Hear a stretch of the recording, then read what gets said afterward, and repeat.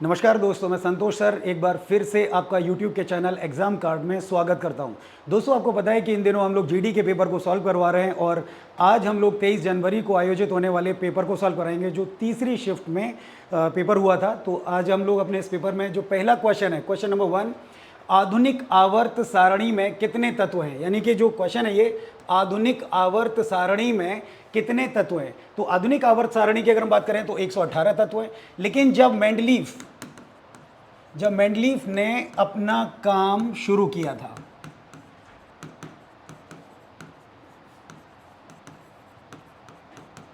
तो उस वक्त कितने थे? 63। यानी कि कितने सारणी में कितने तत्व थे? 63 थे, यानी 63 जो तत्व थे वो थे। और अंतिम जो तत्व था, अंतिम तत्व यूरेनियम था। क्या था? यूरेनियम। यहां देखिए आप, यूरेनियम था। तो इस प्रकार से देखें तो आवर्त सारणी में कितने तत्व हैं? तो 118 तत्व हैं। अब हम अपने अगले प्रश्न की ओर बढ़ते हैं। हमारा अगला प्रश्न है, देखिए प्रश्न नंबर 2,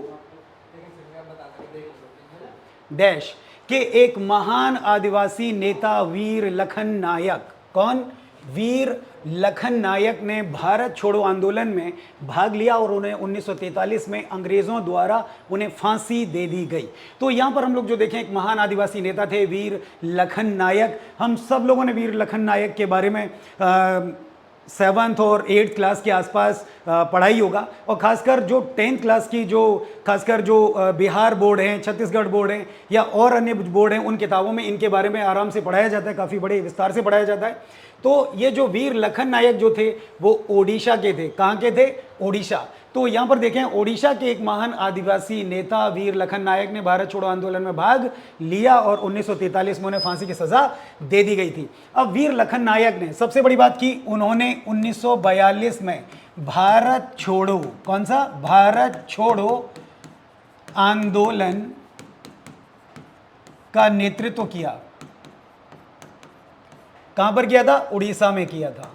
उड़ीसा में उन्होंने भारत छोड़ो आंदोलन का नेतृत्व किया था। तो जब भारत छोड़ो आंदोलन का नेतृत्व कर रहे थे तो बड़े पैमाने पर एक मॉब, एक भीड़ ने उनका साथ दिया था और अंग्रेजों ने भी उनकी इस बात से, कहते हैं ना कि एक तरीके से खुन्नस खा गए थे वो पूरी तरीके से, या यूं कह लें कि वो चिढ़ के बैठे हुए थे कि इस बंदे को किसी ना किसी दिन सबक सिखाना है। तो 1942 में भारत छोड़ो आंदोलन का नेतृत्व उन्होंने किया था और साथ ही साथ आदिवासी लोगों का एक बहुत बड़ा हुजूम उनके साथ था। और हुजूम उनके साथ था तो उस हुजूम के साथ होने का मुख्य कारण यह था कि जो समय के साहूकार थे, उस समय के जो अंग्रेज़ों के चाटुकार थे, जमींदार थे, छोटे मोटे राजा थे, वो इन आदिवासियों को तंग कर रहे थे, इनके चारागाह छीन रहे थे, इनके शिकार करने के जो जंगल थे वो छीन रहे थे, इनकी नदियाँ झीलों को छीन रहे थे जहाँ से मछलियाँ पकड़ा करते थे।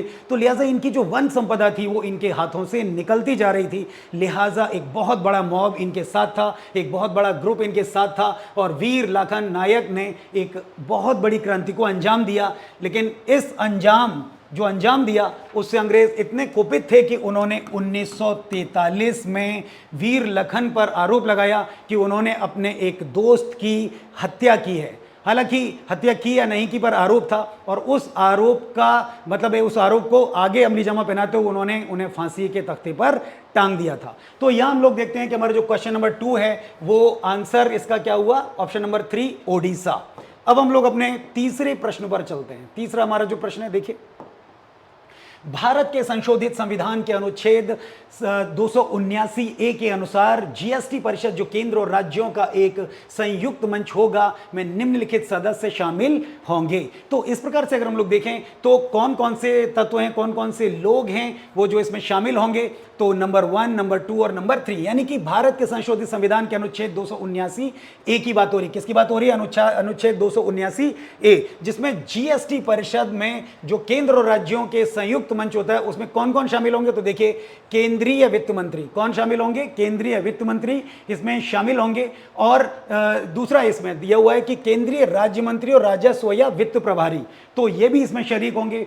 तीसरा, वित्त या कराधान प्रभारी मंत्री या प्रत्येक राज्य सरकार द्वारा नामित कोई अन्य मंत्री भी इसमें शामिल होगा। तो ये जितने भी लोग हैं ये सभी जो संयुक्त एक तरीके से मंच है किसका? जीएसटी का, उसमें अपनी बराबर की भागीदारी निभाते हैं। तो इस प्रकार से क्वेश्चन नंबर जो 3 है उसका ऑप्शन नंबर 4 ही सही यहां पर होता है। अब हम अपने अगले प्रश्न पर चलते हैं। अगला प्रश्न हमारा क्वेश्चन नंबर 4 यानी प्रश्न नंबर 4, भारतीय प्रतिभूति और विनिमय बोर्ड यानी कि सेबी की पहली महिला प्रमुख कौन बनी? तो यहां पर देखिए कि जो पहली महिला प्रमुख हैं वो हैं, इनके बारे में देखिए आप, माधवीपुरी बुच, यानी कि माधवीपुरी बुच। माधवीपुरी बुच के बारे में कहा जाता है कि इनका जो कार्य विस्तार है वो कितने वर्ष के लिए किया गया है? 3 वर्ष के लिए, यानी कि इनको 3 वर्ष के लिए चयनित किया गया है। कितने वर्ष के लिए? 3 वर्ष के लिए इनको चयनित किया गया है। यह पहली बार, इतिहास में पहली बार हो रहा है कि किसी महिला को सेबी की अध्यक्ष के रूप में चुना गया है या उनकी नियुक्ति की गई है। तो यह माधवपुरी बुच ये देश की पहली, आजादी के बाद पहली ऐसी महिलाएं जो सेबी की एक तरीके से प्रमुख बनी हैं। अब हमारा अगला प्रश्न है प्रश्न नंबर 5, क्वेश्चन नंबर 5 देखिए आप। कबड्डी के खेल में एक समय में प्रत्येक पक्ष से कितने खिलाड़ियों को फील्ड में खेलने की अनुमति होती है? तो कबड्डी का खेल आपने देखा ही होगा, जिसे महाराष्ट्र में हुतुतु बोलते हैं। तो आप ये देखिए कि जो कबड्डी का खेल है, इस खेल के अंदर हम लोग देखते हैं कि फील्ड में, अब यहां पर ध्यान देना कि फील्ड की बात हो रही है, तो फील्ड में कितने खिलाड़ी भाग लेते हैं? तो फील्ड में भाग लेते हैं 7 खिलाड़ी। कितने खिलाड़ी भाग लेते हैं? 7 खिलाड़ी। क्योंकि कबड्डी के खेल में हम सब जानते हैं कि कबड्डी के खेल में कितने खिलाड़ी भाग लेते हैं?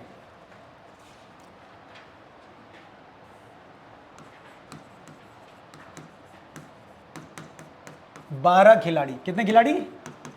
12 खिलाड़ी भाग लेते हैं। इनमें से 7 कहां होते हैं? फील्ड में। कहां होते हैं? फील्ड में होते हैं, मैदान में होते हैं। और 5 कैसे होते हैं? रिजर्व में होते हैं, है ना। तो 7 होते हैं फील्ड में और 5 होते हैं रिजर्व में। इस प्रकार से कितने खिलाड़ी हुए? 12। लेकिन यहां पर बात पूछी गई है फील्ड की, तो हमारा ऑप्शन क्या हुआ? 7। इस प्रकार से क्वेश्चन नंबर जो 5 है, इसका जो पहला ऑप्शन है 7, यही सही है।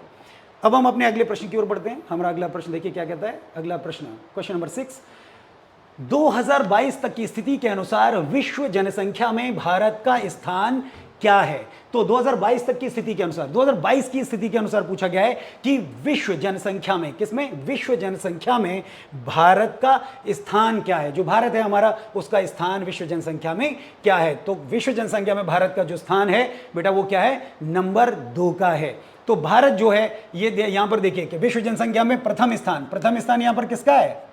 प्रथम स्थान चीन का है। किसका स्थान है? चीन का। और जो द्वितीय स्थान है यानी दूसरा स्थान है वो किसका है? भारत का है। भारत में 17.7% जो आबादी है, विश्व की आबादी निवास करती है ना। विश्व आबादी 17.7% भारत में निवास करती है। तो प्रथम स्थान पर चीन आता है और द्वितीय स्थान पर कौन आता है? भारत आता है। तो इस प्रकार से जो हमारा जो क्वेश्चन नंबर 6 है उसका ऑप्शन नंबर 3 का जो ऑप्शन है, जो 2 है, वही सही आंसर है यहां पर। अब देखिए हमारा प्रश्न नंबर 7, क्वेश्चन नंबर 7 को देखिए। क्वेश्चन नंबर 7 हमारे यहां क्या कहता है? चू फाट। अब देखिए यहां पर चू फाट के बारे में पूछा गया है। चू फाट पूर्वोत्तर भारत के निम्नलिखित में से किस राज्य का लोक नृत्य है? अब यहां पर चू फाट की बात बोली जा रही है, पूर्वोत्तर भारत की बात बोली जा रही है, और साथ ही साथ बोला जा रहा है कि भैया ये क्या है? लोक नृत्य है। तो ये लोक नृत्य किसका हो गया? सिक्किम का हो गया। हमारे पूर्वोत्तर का जो एक बहुत ही एक छोटा सा अंगूठे जैसी शेप का एक राज्य है जिसे हम लोग सिक्किम के नाम से जानते हैं, जो सिक्किम है ये वहां का लोक नृत्य। अब आप देखिए ये चू फाट का मतलब क्या होता है?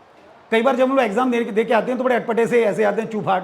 तो ये जो चू का मतलब है यहां पर देखिए, तो चू का मतलब यहां पर होता है बर्फीली पहाड़ियां। क्या होता है? बर्फीली पहाड़ियां, ठीक है। वहीं फाट का मतलब होता है भाई फाट। अब देखिए फाट का, अब देखिए मतलब, फाट का मतलब होता है पूजा। क्या होता है? पूजा। तो चू का मतलब हो गया बर्फीली पहाड़ियां, और फाट का जो मतलब हो गया यहां पर क्या? पूजा। यानी बर्फीली पहाड़ियों की पूजा करना, ये इसका शाब्दिक अर्थ हो गया। तो इस प्रकार से अगर हम देखें तो कंचनजंगा पहाड़ी को कृतज्ञता प्रदान करने के लिए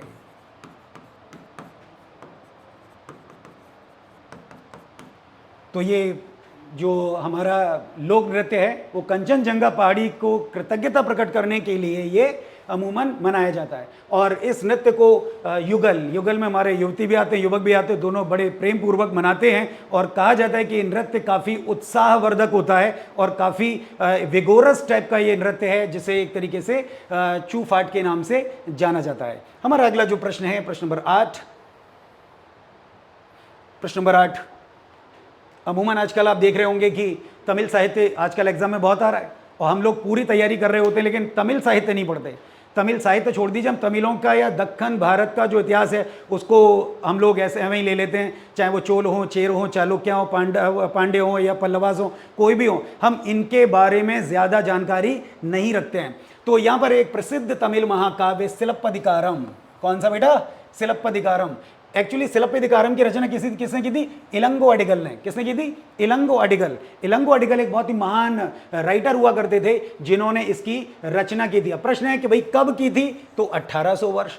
ये ध्यान रखना, यहाँ तारीख उन्होंने 1800 वर्ष दे दी है, लेकिन तमिल लोगों का मानना है कि ये जो ग्रंथ है वो लगभग 10,000 वर्ष पुराना है, क्योंकि संगम जो साहित्य है वो 10,000 सालों से लिखा जा रहा है। कब से? 10,000 वर्षों से लिखा जा रहा है ये तमिल साहित्य जो है। तो यहां पर जो उन्होंने ऑप्शन दिया है 1800, तो 1800 यहां पर इन्होंने दे रखी है तारीख, यानी ईसा पूर्व की तारीख हो गई है। तो इस प्रकार से हम लोग देखते हैं कि सिलप्पदिकारम की जो रचना इलंगा अडिगो ने 1800 में की। इस जो ग्रंथ है, ये सिलप्पदिकारम जो ग्रंथ है, इसमें 3 प्रमुख पात्र हैं। अमूमन एग्जाम में आता है, लोअर पीसीएस में भी आप देख लीजिए या छोटे जीडी पेपर में भी आप देख लें, यहां पर भी इस तरीके का आ जाता है। तो इसमें सबसे पहला जो कैरेक्टर है वो है कन्नगी, फिर दूसरा कैरेक्टर है कोवलन और तीसरा कैरेक्टर है माधवी। कन्नगी जो है वो कोवलन की पत्नी है और माधवी एक वैश्या है जिसका अफेयर यानी कि जिसका प्रेम प्रसंग किसके साथ चल रहा है? कोवलन के साथ चल रहा है। बाद में वो माधवी वैश्या जो है वो कोवलन को एक तरीके से धोखा देती है और बाद में वापस जो कोवलन है कन्नगी के पास आते हैं और एक दिन आर्थिक स्थिति से जूझते हुए वो अपनी पत्नी की पायल बाजार में बेचने के लिए जाते हैं और पायल वो जो सुनार था वो कहता है कि तुम कहीं से चोरी करके लेके आए हो, चोरी का आरोप लगाया जाता है। राजा लालचेर होते हैं, वो उनको सजा देते हैं, सजा में उनको एक तरीके से फांसी पे टांग दिया जाता है या उनको मार दिया जाता है। आग लगा के मारा, कैसे मारा, तो इस तरीके से उनको नष्ट कर दिया जाता है। बाद में कन्नगी राजा लालचेर को श्राप दे देती हैं और श्राप में उनका राज्य ध्वस्त हो जाता है, नष्ट हो जाता है। और एक और मैं बात बताऊं कि तमिल साहित्य तो छोड़ दीजिए, तमिल जो सभ्यता है उसमें पत्नी पूजा का जो चलन है वो कन्नगी को ही लेकर के शुरू हुआ है। तो पत्नी पूजा का जो चलन है वो कन्नगी की वजह से है। और मैं आपको बता दूं कि सिलप्पदिकारम का जो एक तरीके से मतलब है, सिलप्पदिकारम का मतलब है वो है पायल। क्या है? पायल की चोरी। तो सिलप्पदिकारम का जो तात्पर्य है वो पायल की चोरी के तरीके से है। तो यहां पर ये जो ग्रंथ है सिलप्पदिकारम काफी इंपॉर्टेंट ग्रंथ है। इसकी जो डिटेल से कभी आप स्टोरी पढ़िए, बहुत ही एक रोचक साहित्य के तौर पर इसको जाना जाता है। अगला हमारा जो प्रश्न है, प्रश्न नंबर 9। शहरों में जल स्रोतों के संरक्षण तथा इस्तेमाल शुदा पानी को दोबारा इस्तेमाल करने व उसे रिसाइकल करने, सीवर और गंदले पानी के प्रबंधन, जलापूर्ति के दायरे तथा पानी की गुणवत्ता व मात्रा के बारे में प्रदान की जाने वाली सेवाओं का मूल्यांकन किया जा सके। यानी कि मूल्यांकन किया जा सके के लिए हमने क्या योजना शुरू की है? तो भाई वो योजना शुरू की है पेयजल सर्वेक्षण। पेयजल सर्वेक्षण में हम लोग देखते हैं कि पानी की जैसे बहुत कमी होती आ रही है। अब क्योंकि देखा जाता है कि भारत के अंदर से 4% विश्व का जल है ऐसा जो इस्तेमाल करने के लायक माना जाता है। तो यहाँ पर हम लोग देखते हैं कि पेयजल सर्वेक्षण जिसके माध्यम से हम इस्तेमाल शुदा पानी को दोबारा यानी रिसाइकल कर रहे हैं, उसे रिसाइकल एक तरीके से कर रहे हैं, सीवर का पानी भी रिसाइकल कर रहे हैं, गंदा पानी भी रिसाइकल कर रहे हैं, उसका प्रबंधन कर रहे हैं और बाद में हम लोग जलापूर्ति भी उसकी दे रहे हैं। यानी कि सरकार इस पानी को रिसाइकल करके फिर से आपके दोबारा पुनर्प्रयोग के लिए भेजने का कार्य कर रही है। तो ये जो पेयजल सर्वेक्षण है इसके माध्यम से ही ये कार्य संचालित किए जा रहे हैं। हमारा अगला प्रश्न आप देखिए, प्रश्न नंबर 10। भारत की पहली जूट मिल किस राज्य में स्थापित की गई थी? तो अगर हम देखें तो जूट मिल पहली पश्चिम बंगाल में। कहां पर की गई थी? पश्चिम बंगाल में। आप देखिए कि पश्चिम बंगाल में ये एक तरीके से आयोजित की गई थी। पश्चिम बंगाल में इसे बनाया गया था, स्थापित किया था अंग्रेजों ने। तो यहां पर हम लोग देखते हैं कि भारत की पहली जूट मिल कौन सी, पहली जूट मिल। तो पहली जूट मिल को अगर हम लोग देखें तो 1855 में, कब, 1855 में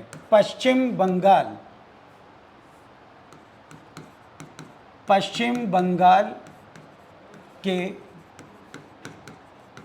हुगली क्षेत्र के रिशरा में, लिख लीजिए आप लोग, कई बार रिशरा ही आ जाता है, हुगली नदी क्षेत्र का कौन सा, रिशरा।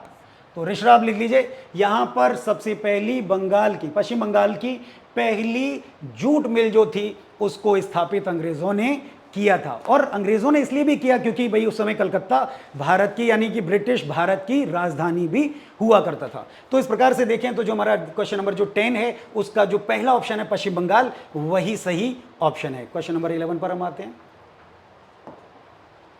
डैश द्वारा 4 किलो कैलोरी ऊर्जा मिलती, तो भैया 4 किलो कैलोरी ऊर्जा हमको किससे मिलती है, 1 ग्राम प्रोटीन से। अब यानी 4 किलो कैलोरीज की बात हो रही है, तो सिंपल सी बात है, 4 किलो कैलोरी मतलब 4000 ग्राम। कितना हो गया, 4000 ग्राम। 4000 ग्राम जो कैलोरी है वो 1 ग्राम प्रोटीन से ही प्राप्त हो जाती है, यानी इतनी ऊर्जा उसी से प्राप्त हो जाती है। अब यहां पर अगर हम लोग प्रोटीन की बात करें तो किसी भी व्यक्ति को कितनी प्रोटीन लेनी चाहिए, ये एक सामान्य सा क्वेश्चन है। हालांकि जब हम बीएमआई यानी बॉडी मास इंडेक्स की हम जांच करते हैं, तो जब हम बीएमआई निकालते हैं और डॉक्टर से भी निकलवाते हैं, तो डॉक्टर क्या बताता है अपन को, तो डॉक्टर बोलते हैं कि भैया जो भी आपका बॉडी वेट है, आपका जो बॉडी का जो शरीर का जो भार है, उस भार का, जैसे सपोज करिए किसी का वजन 60 किलोग्राम है, तो उसको कितनी प्रोटीन लेनी चाहिए, 60 ग्राम। तो इस प्रकार से 60 किलोग्राम के व्यक्ति को 60 ग्राम प्रोटीन की आवश्यकता होगी। तो क्वेश्चन नंबर जो हमारा 11 है उसका जो ऑप्शन 4 है वही सही आंसर है। अब हम लोग अपने अगले प्रश्न की ओर बढ़ते हैं। प्रश्न नंबर 12, हरित क्रांति के दौरान किसानों ने डैश का उपयोग करके फसलों की खेती की, यानी कि हरित क्रांति किसके दौरान, हरित क्रांति के दौरान किसानों ने किसका उपयोग किया था, अधिक उपज वाली किस्मों के बीजों का। तो अधिक उपज वाली, जो ज्यादा उपज पैदा करती है, यानी कि हाई यील्डिंग सीड्स। कौन सी, हाई यील्डिंग सीड्स। तो इनके बारे में अगर देखें, हाई यील्डिंग सीड्स, इनका उपयोग किया। ये संकर प्रजाति के बीज होते हैं, कम समय कम लागत में ही ये अच्छी फसल देते हैं। और इनके बारे में कहा जाता है कि ये जो बीज होते हैं ये कई और शोधों के द्वारा कई लैबों में जांच परख करके इनको तैयार किया जाता है। तो इन बीजों की मदद से ही फसलों की जो खेती थी, यानी कि जो हरित क्रांति थी, उसमें अन्न की वृद्धि और रोजगार की उपलब्धता और ज्यादा मुनाफे की बात इन्हीं बीजों के माध्यम से संचालित की गई थी। अब हमारा अगला प्रश्न है प्रश्न नंबर 13। प्रश्न नंबर 13 देखिए, निम्नलिखित में से कौन सा राज्य 83वीं राष्ट्रीय टेबल टेनिस चैंपियनशिप 2022 का मेजबान था। तो निम्नलिखित में से कौन सा, 83वीं राष्ट्रीय के कौन से हो गए, 83, और पूछा गया चैंपियनशिप कौन सी है, 2022 की है। इसके मेजबान का नाम पूछा है, तो मेजबान है भैया मेघालय। अब ये मेघालय को ही क्यों चुना गया, तो मेघालय आप देखिए कि मेघालय को इसलिए चुना गया था क्योंकि 2022 में मेघालय की स्थापना का 50वां वर्षगांठ मनाया जा रहा था। कौन सा, 50वीं वर्षगांठ मनाई जा रही थी। तो 50वीं वर्षगांठ के उपलक्ष्य में यहां खेल आयोजित किए गए।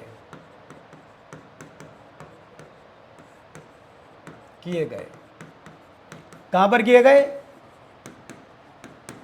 शिलोंग के साई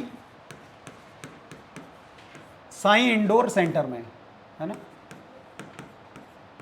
तो जो साई इंडोर सेंटर था वहां पर ये खेल आयोजित किए गए थे। आप लिख लीजिए, भविष्य में आने वाले और जो भी आप एग्जाम देंगे तो आप ये भी लिख लीजिए क्यों आयोजित किए गए। 50वीं वर्षगांठ थी किसकी, मेघालय की। और कहां आयोजित किए गए, तो शिलोंग में किए गए। किस सेंटर में किए गए थे, साई इंडोर सेंटर में किए गए थे। तो इस प्रकार से जो हमारा 13 है, क्वेश्चन नंबर 13, उसका जो ऑप्शन है 1 मेघालय, वही सही आंसर है। हमारा अगला प्रश्न देखिए अब क्या कहता है। हमारा अगला प्रश्न है प्रश्न नंबर 14। प्रश्न नंबर 14 देखिए अब, निम्नलिखित में से किसने कथक नृत्य शैली के विकास के लिए पुरस्कार और मान्यता प्राप्त की थी। यानी कि इसमें ये पूछा जा रहा है कि जो कथक का जो नृत्य है उससे कौन जुड़ा हुआ है और किसने उसे विकसित किया है, किसने उसे आसमान की ऊंचाइयों तक पहुंचाने का काम किया है। तो यहाँ पर हम लोग देखते हैं शोभना नारायण। शोभना नारायण जी के बारे में मैं अगर आप बात बताऊं, ये बहुत अच्छा बेहतरीन कथक की जो डांसर हैं। और दूसरी बात ये कि इनकी जो भाव भंगिमाएं हैं, इन्होंने कई मिश्रण कर, क्या कहते हैं ना, फ्यूजन, कई फ्यूजन को इसमें जोड़ने की कोशिश की है। और साथ ही साथ कई अभिनय और कई मुद्राओं में भी तब्दीलियां इन्होंने की हैं और इस नृत्य को नई ऊंचाइयों तक पहुंचाने का इन्होंने काम किया है। तो शोभना नारायण की अगर हम बात करें तो इनको पद्मश्री मिल चुका है। क्या मिल चुका है बेटा? पद्मश्री पुरस्कार इनको इससे पहले शोभना नारायण जी को मिल चुका है। और इनके बारे में कहा जाता है कि ये लेखा परीक्षा, भारत के लेखा परीक्षा विभाग में भी कार्यरत थी। यानी कि एक ऐसी महिला जो ऑलरेडी एक सरकारी जॉब में है और उसके बावजूद भी वो एक अपना उनका जो कार्य है उसको बड़े ही बखूबी से, साफगोई के साथ वो अपनी परिणति तक पहुंचाने का कार्य कर रही थी। तो जो क्वेश्चन नंबर 14 है उसका जो तीसरा ऑप्शन है शोभना नारायण, वही सही है। अगला हमारा प्रश्न है प्रश्न नंबर 15। देखिए क्या है प्रश्न नंबर 15। सिंधी समुदाय द्वारा मकर संक्रांति निम्नलिखित में से किस नाम से मनाई जाती है? यानी सिंधी लोग, सिंपल सी बात कि सिंधी लोग मकर संक्रांति कैसे मनाते हैं या किस नाम से मनाते हैं? तो सिंधी लोग मकर संक्रांति मनाते हैं तिरमूरी। अब देखिए तिरमूरी कैसे, तो यहां पर देखिए तिरमूर, वो मकर संक्रांति को क्या कहते हैं? तिरमूर कहते हैं। और तिरमूर में वो किसकी पूजा करते हैं बेटा? सूर्य देव की। किसकी करते हैं? सूर्य देव की करते हैं। अब देखिए हर सिंधी तो करता नहीं है ये तिरमूरी या तिरमूर जो त्योहार है, इसको मनाने का काम हर एक सिंधी नहीं करता है। क्योंकि हम लोग देखते हैं कि अमूमन जितना भी हमारी जो सोसाइटी है, हमारे आसपास के जो माहौल के लोग हैं, वो हर त्यौहार नहीं मनाते। ये ज़रूरी नहीं है कि जो भी सिंध का रहने वाला है, सिंधी है, वो हर डांस, हर त्यौहार उनको परफॉर्म करे। तो यहाँ पर देखने की बात है कि जो उत्तरी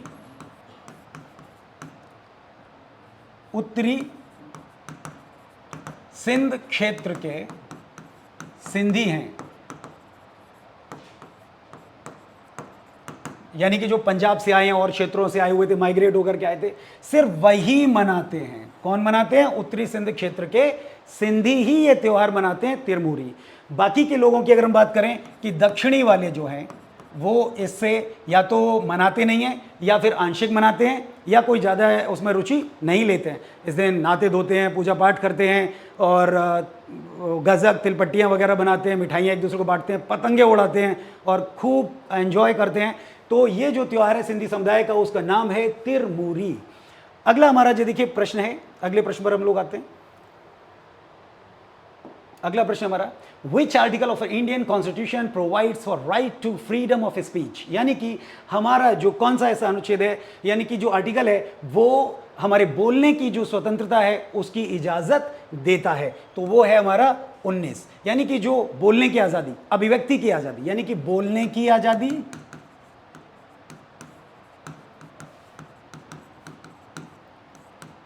अभिव्यक्ति,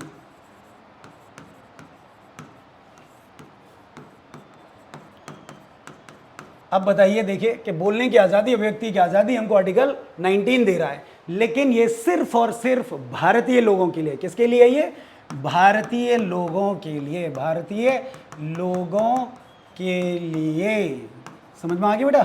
तो भारतीय लोगों के लिए, विदेशी लोगों को इससे रिलेटेड कोई भी प्रावधान उनको या सुविधा नहीं मिलेगी। यानी विदेशी लोग 19 का, आर्टिकल 19 का इस्तेमाल नहीं कर सकते, वो बोलने की स्वतंत्रता या अभिव्यक्ति की आज़ादी का पालन नहीं कर सकते हैं।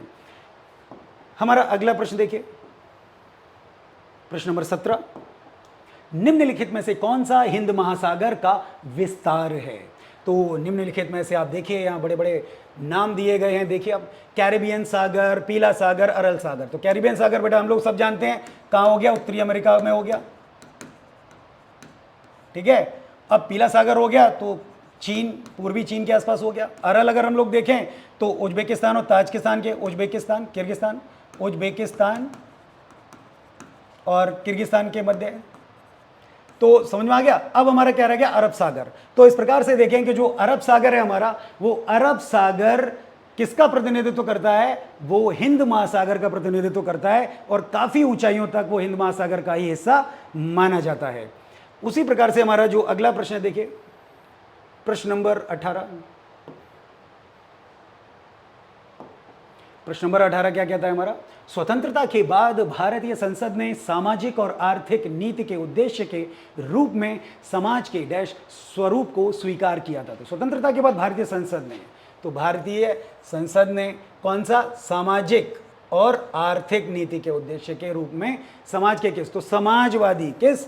समाजवादी। मैं समाजवादी पार्टी की बात नहीं कर रहा हूं, ध्यान रखना, भूल के भी मत ये समझ जाना कि मैं समाजवादी पार्टी की बात कर रहा हूं, और भूल के भी ये दिमाग में मत लेके आ जाना मैं समाजवाद की बात कर रहा हूं, जो 42वें संशोधन में जोड़ा गया था। मैं बिल्कुल उसकी बात नहीं कर रहा हूं यहां पर।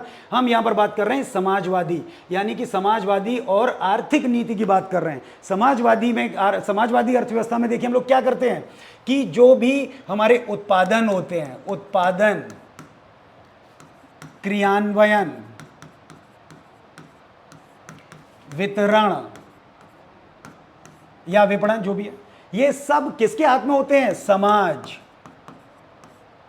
या राज्य, समाज या राज्य के हाथों में होते हैं। इसलिए हमने क्या किया है? समाजवादी स्वरूप को स्वीकार किया है। और ये जो स्वरूप है ये बेसिकली हिंदुस्तान में कहां से आया? चीन से आया। कहां पर? चीन से, क्योंकि जो सामाजिक आर्थिक अर्थवाद है वो चीन के अंदर इसको सेलिब्रेट किया जाता है, इसको मनाया जाता है, या यूं कह लें कि ये एक रिचुअल तरीके से वहां की अर्थव्यवस्था को आगे बढ़ाने वाला एक प्रमुख कारक भी है। और दूसरी सबसे बड़ी बात है कि इस समाजवादी जो व्यवस्था थी, इसको, समाजवादी आर्थिक व्यवस्था को भारत ने पहली बार, भारत में किसने एप्लीकेबल किया था? तो पीवी नरसिम्हा राव। पीवी, आप ये देखिए, पीवी नरसिम्हा राव। उस समय प्रधानमंत्री थे ये, और इन्होंने मनमोहन सिंह के साथ मिलकर के भारत की डूबती हुई अर्थव्यवस्था को ऊपर लाने का कार्य किया था। और कहते हैं कि जो भारत पे बहुत सारा कर्जा हो चुका था, भारत की जो अर्थव्यवस्था डूब रही थी, उसको उबारने का काम इन दोनों ने मिलकर किया, पीवी नरसिम्हा राव और डॉक्टर मनमोहन सिंह ने। समझ में आ गया? तो ओरिजिनेट कहां से हुआ? चीन से। एप्लीकेबल किसने किया? पीवी नरसिम्हा राव और डॉक्टर मनमोहन सिंह ने। तो यहां पर मैंने ये बात बोली है, मैंने बिल्कुल भी नहीं बोला कि 42वां संविधान संशोधन, मैंने बिल्कुल भी नहीं बोला कि समाजवादी पार्टी की हम बात यहां पर कोई कर रहे हैं। अब हम लोग अपने अगले प्रश्न पर आते हैं। हमारा अगला प्रश्न है प्रश्न नंबर 19।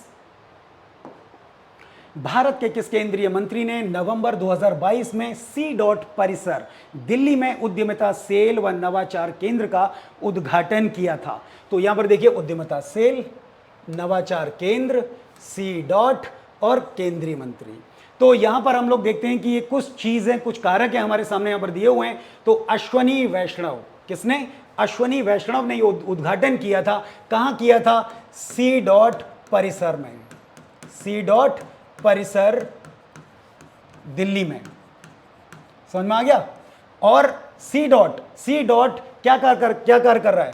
जो 5G है हमारा, 5G को सुचारू करने पर कार्य कर रहा है।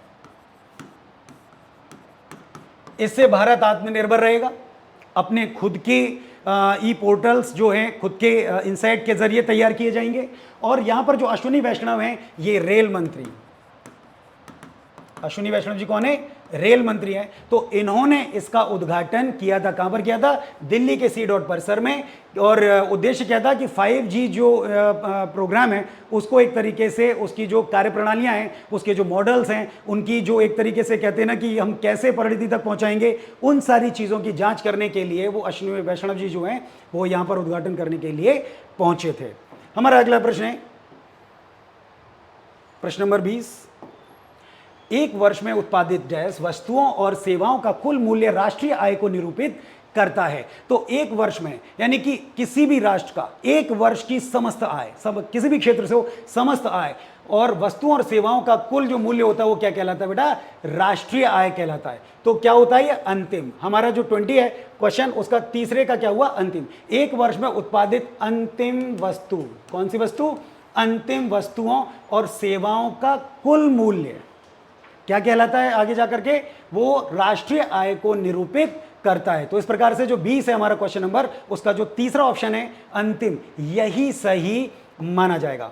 तो यहां मैंने आपको आज ये जो प्रश्न थे ये मैंने आपको बताए थे, काफ़ी अच्छी तरीके से, रोचक तरीके से मैंने आपको समझाने की पूरी कोशिश की है, और मुझे उम्मीद है कि आपको ये सारी चीज़ें समझ में भी आ रही होंगी। और मैं अब आपको बताने जा रहा हूँ कि जो अग्रवाल एग्जाम कार्ड हैं वो आपके लिए एक ख़ास किताब लेके आए हैं, जो best book for SSC constable GD के लिए है।